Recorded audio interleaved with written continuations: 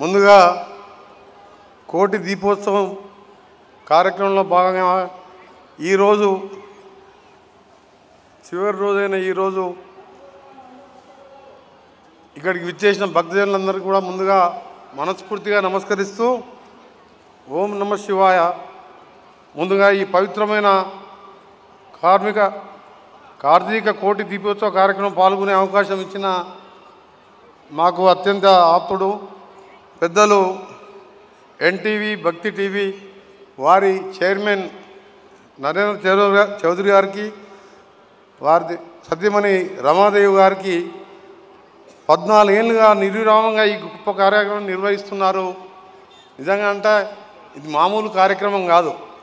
ఇంత ఏర్పాట్లతో భక్తి శ్రద్ధలతో భక్తి టీవీ ద్వారా లక్షలాది మంది, కనీసం 10 లక్షల మందిలో ఇలా చూసుకుంటూ ఇక్కడికి రాలేని వాళ్ళు దాదాపుగా 13 రోజులలో 5-6 లక్షల మంది ప్రత్యక్షంగా రావడం జరిగింది. టీవీ ద్వారా కోట్లాది మంది 2 తెలుగు రాష్ట్రాల్లో ఈ కార్యక్రమాన్ని నిర్వహించే అవకాశం కల్పించిన వీరిద్దరికీ భగవంతుని ఆశీర్వాదం ఉండాలని ముందుగా వారికి రాష్ట్ర ప్రభుత్వం తరఫున మా ముఖ్యమంత్రి గారు వారు కూడా రావడం జరిగింది. చౌదరి గారు కోరకముందే దీన్ని రాష్ట్ర ప్రభుత్వంగా మొన్ననే ముఖ్యమంత్రి గారు వచ్చినప్పుడు రాష్ట్ర పండుగగా అధికారంగా నిర్వహిస్తామని చెప్పడం అంటే ఈ ప్రభుత్వం ఏ విధంగా ఆలోచిస్తుందో. చౌదరి గారు మమ్మల్ని కోరలేదు, మా ముఖ్యమంత్రి గారిని కోరలేదు.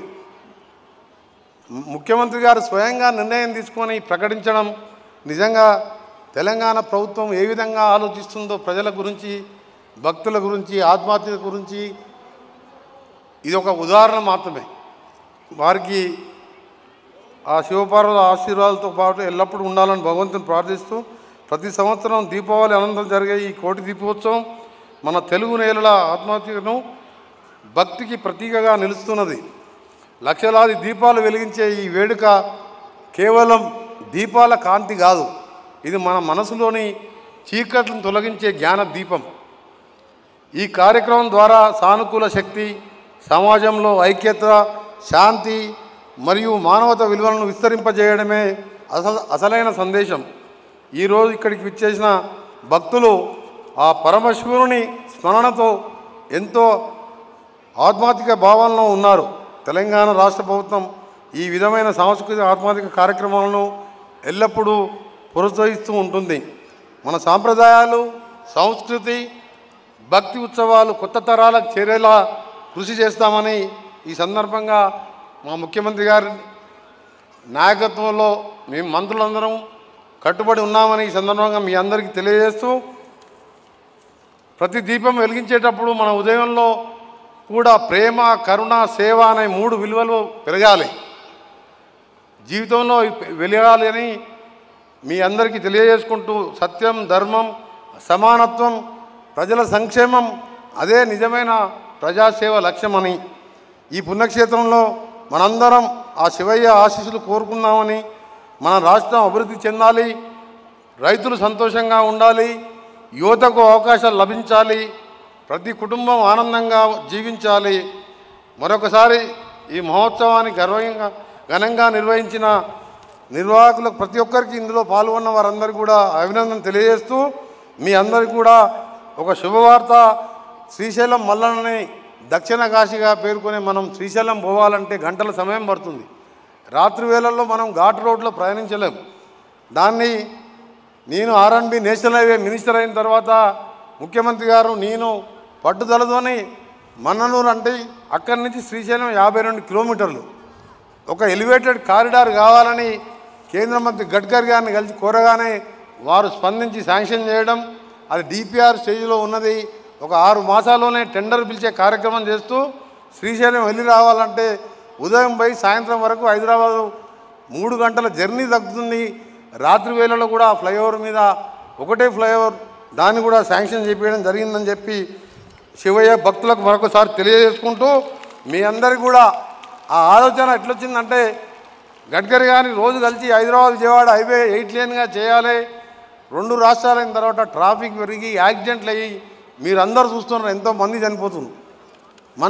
మన్నగూడి దగ్గర కూడా బస్ యాక్సిడెంట్లో 19 మంది సజీవ దావనం కావడం ఒక R&B శాఖ మంత్రిగా ఎంత బాధ అనిపించిందంటే, అందుకని నేను ఎంపీగా ఉన్నప్పుడు కూడా వేల కోట్ల రూపాయలు గడ్కరీ గారు ప్రధానమంత్రి గారిని కలిసి పార్టీలకు అతీతంగా ఆ హైవేలు శాంక్షన్ చేయడం జరిగింది. మళ్ళా ఈ ప్రభుత్వం, మా ప్రభుత్వం వచ్చిన తర్వాత ముఖ్యమంత్రి గారి నాయకత్వంలో నేను వారు కలిపి ఈరోజు ప్రతి హైవే, నేషనల్ హైవేకి వెళ్ళి దాదాపు 30,000 కోట్లతోని రోడ్లన్నీ కూడా టెండర్ దశలో ఉన్నాయి. హైదరాబాద్ విజయవాడ జాతీయ రహదారి కూడా 2 మాసాలలో టెండర్లు పూర్తి చేసుకొని మార్చి నెలలో 8 లేన్గా చేయబోతున్నామని భక్తులందరికీ తెలియజేసుకుంటూ 2 తెలుగు రాష్ట్రాల ప్రజలందరూ కూడా మంచిగా ఉండాలని మరొకసారి ఈరోజు ముఖ్య అతిథి నా పేరని చెప్పి చౌదరి గారు చెప్పారు, కానీ అది కాదు. స్వామీజీ కంచి కామకోటి పీఠాధీశులు విజేంద్ర సరస్వతి మహాస్వామి వారు అంటే ప్రధానమంత్రికి వెళ్ళి ముఖ్యమంత్రికి వెళ్ళి సామాన్యుల వరకు అందరూ కూడా ఆయనని దర్శించుకుంటారు, ఆయన చెప్పే మాటలు వింటారు. వారు ముఖ్య అతిథిగా ఈరోజు ముగింపు కార్యక్రమం రావడం, వారు మొన్ననే హైదరాబాద్ విజయవాడ నార్కట్పల్లి దగ్గర రైట్ సైడ్లో ఉన్న వేణుగోపాల స్వామి టెంపుల్ మేము కట్టినప్పుడు దానికి కూడా స్వామివారిని, దానికి చైర్మన్గా మా అన్నగారు ఉంటే స్వామి గారు అంత బిజీ షెడ్యూల్ ఆయన ఎక్కడ రాడు, దానికి ఆ టెంపుల్ కూడా రావడం జరిగింది. ఈ సందర్భంగా వారికి ధన్యవాదాలు, పాదాభివందనం తెలియజేసుకుంటూ ముగిస్తున్నాను. అందరూ బాగుండాలని భగవంతుని ప్రార్థిస్తున్నాం. ఆధ్యాత్మిక